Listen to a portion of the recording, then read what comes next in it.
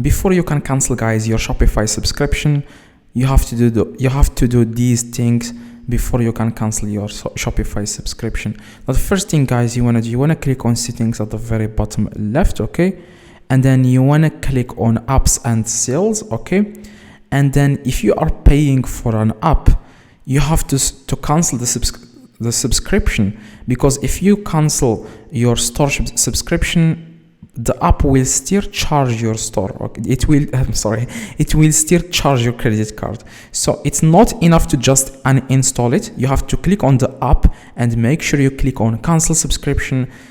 Not enough. If you just click on uninstall, it's just going to be deleted from your Shopify. It's not going to stop charging your credit card. I hope you understand this. Now, next thing you want to do, guys, you want to click on domains. And here, if you have a domain, just transfer it, or you can do whatever you want with that domain. If you have done those 2 steps, then you are ready to cancel your Shopify subscription. First, you want to click on settings at the very bottom left, and then you want to click on plan, okay.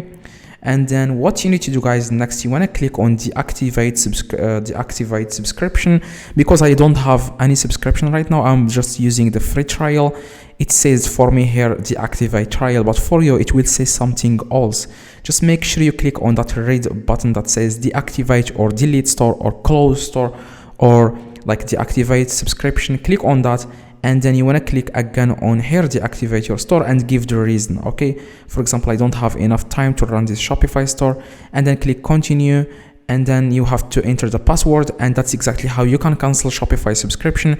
If this video helped you, please drop a like and subscribe. Let me know in the comments if this works. See you guys in the next video. If you have any questions, let me know in the comments.